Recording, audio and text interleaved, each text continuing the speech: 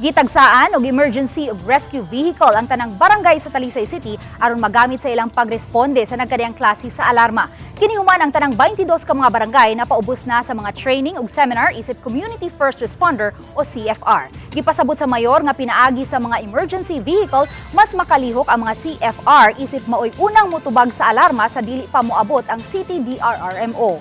Usa lang kini sa mga social services nga gihingusgan sa kagamhanan.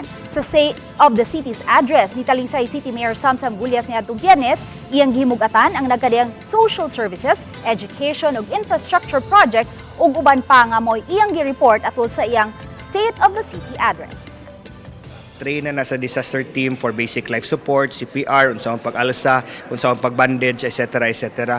So, ang importante man gud na kung nanatay community first responders, kung naisunog, sila na mag-una sa barangay ug di na sila mag-una, di na sila magsalig sa disaster team. Social services nato, atong infrastructure projects, ato ang mga sports facilities, but at the end of the day, igo ra ko mo report. Then ang taon na lang mo judge kung maayo ba ang ilang gobyerno or dili.